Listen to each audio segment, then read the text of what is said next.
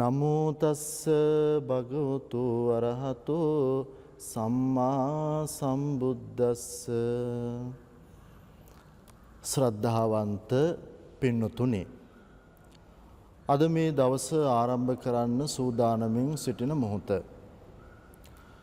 දවස ආරම්භ කරන මොහොතේ බුදුරජාණන් වහන්සේ දේශනා කරපු ධර්ම කරුණක් පිළිබඳව අපේ සිත යොමු කරන්න ලැබීම වාග්යක්. මේ හිමිදිරි උදෑසන ඔබට මා පැහැදිලි කරලා දෙන්න බලාපොරොත්තු වෙනවා සත්පුරුෂයෙක් හඳුනගන්නේ කෙසේද කියලා. අපේ ජීවිතය ලස්සන වෙන්නේ සත්පුරුෂයෝ දිනපතා අපට හඳුනගන්න ලැබෙනකොට. ඒ නිසා සත්පුරුෂයෙක් හඳුනා ගැනීම ඊටාම වටිනවා. බුදුරජාණන් වහන්සේගේ වටිනා බුද්ධ දේශනාවක් තියෙනවා පින්නතුනි, ဒုတိ ය සත්පුරුෂ සූත්‍රය. මේ ဒုတိ ය සත්පුරුෂ සූත්‍රයේදී සත්පුරුෂයෙක්ව හඳුනා ගන්න පුළුවන් ක්‍රම 7ක් බුදුරජාණන් වහන්සේ දේශනා කොට වදාලා. දැන් එහි දැක්වෙන පළවෙනි කාරණාව තමයි ශ්‍රද්ධාව. දැන් මේ පින්වත් ඔබ අද දවස ආරම්භ කරනකොට ඔබට හමු වෙන අය ඉන්නවා. ඒ හමු වෙන අයත් එක්ක කතා බහ කරනකොට ඔබට තේරෙනවා මෙයා බුදුහාමුදුරුවෝ පිළිබඳව ශ්‍රද්ධාවක් තියෙනවද? ඒ වගේම ධර්මයේ පිළිබඳව ශ්‍රද්ධාවක් තියෙනවද? ඒ වගේම තෙරුවන් සංඝ රත්නය පිළිබඳව පොදුවේ තෙරුවන් පිළිබඳව පැහැදීමක් තියෙනවද කියලා ඔබට තේරුම් ගන්න පුළුවන්. අන්න එහෙම තේරුම් අරගෙන ඔබ මෙයා නම් ශ්‍රද්ධාව තියෙන කෙනෙක් කියලා ආශ්‍රය කරන්න. එතකොට සත්පුරුෂයෙක් හඳුන ගන්න පුළුවන් පළවෙනි ලක්ෂණය තමයි පින්නතුනේ තෙරුවන් පිළිබඳව එයා තුල ශ්‍රද්ධාව තියෙනවා. කතා බහ කරනකොට වැඩ කරනකොට අපිට තේරුම් ගන්න පුළුවන්. ඊළඟට පින්නතුනේ සත්පුරුෂයෙක්ව හඳුන ගන්න පුළුවන් ක්‍රමය තමයි ලැජ්ජාව තියෙන කෙනෙක් වෙන්න ඕන.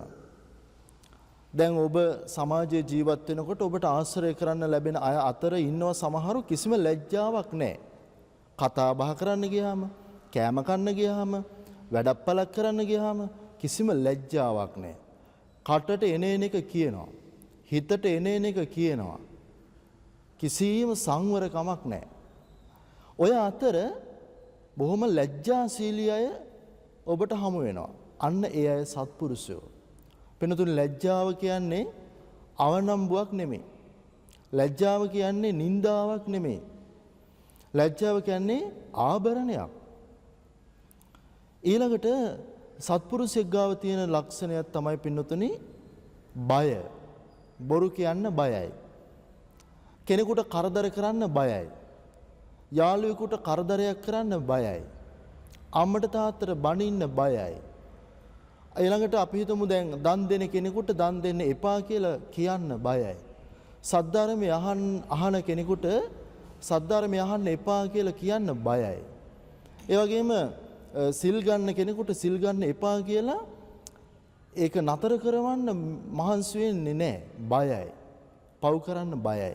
අන්න සත්පුරුෂයෙකු ගාව තියෙන ලක්ෂණ හඳුනා ගන්න ලේසි. සත්පුරුෂයෙක් හඳුනාගන්නේ ඇඳුම් පැළඳුම් වලින් නෙමෙයි. කන බොන විදියෙන් නෙමෙයි. ගෙවල් දොරවල් වල ස්වභාවයෙන් නෙමෙයි. මෙන්න මේ කියන කාරණා වලින්. ඊළඟට පින්නතුනේ බුදුරජාණන් වහන්සේ දේශනා කොට වදාලා සත්පුරුෂයෙක් හඳුනා ගන්න පුළුවන් තවක් ක්‍රමයක්. ඒ තමයි එයා බහුශ්‍රුතයි. බහුශ්‍රුතයි කියන්නේ එයා හැම දෙයක්ම දන්නවා. එයා සද්ධර්මය ගැන කතා කරොත් සද්ධර්මය ගැන දන්නවා. සදාචාරය, හොඳ නරක, දෙමව්පියන්ට සැලකීම මේ ආදී හැම දෙයක් ගැනම දන්නවා. සමහරව අපි දකිනවා මේ ලෝකේ කිසිම දෙයක් ගැන දන්නේ නැහැ. උයන්න පිහන්න විතරයි දන්නේ. කිසිම දෙයක් දන්නේ නැහැ. යුතුයකම් චාරිත්‍ර මුකුත් දන්නේ නැහැ. එනිසා බහුශ්‍රුත කෙනෙක් ඔබට හමු වුණොත් එයා සත්පුරුෂයෙක් බව වටහා ගන්න, සත්පුරුෂයාව ආරක්ෂා කර ගන්න. සත්පුරුෂයන්ගෙන් ගන්න ගොඩාක් දේවල් තියෙනවා අපේ ජීවිතේට. ඊළඟට පින්නතුනේ සත්පුරුෂයෙක් හඳුනා ගන්න පුළුවන් ක්‍රමය තමයි ආරද්ධ විරිය.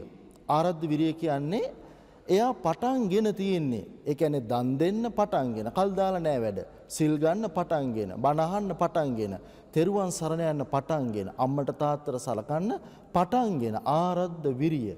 කල් දාලා නෑ. අන්න සත්පුරුෂයෙක්ගේ හැටි. ඊළඟට පින්නතුනේ සත්පුරුෂයෙක් ගාව තියෙන ලක්ෂණයක් තමයි සතිමා. සතිමා කියන්නේ සිහිය. දැන් ඔයයන්ට පුළුවන් සිහියෙන් ජීවත් වෙන්න.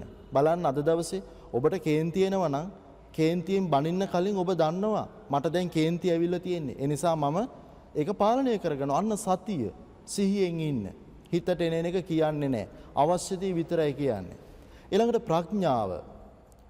ඔබ ආශ්‍රය කරන සමාජයේ ඔබට තේරෙනවා නම් මෙයා හරි ප්‍රඥාවන්තයෙක්. මෙයාට මොලේ තියෙනවා, මෙයාට බුද්ධිය තියෙනවා කියලා එයා සත්පුරුෂයෙක්.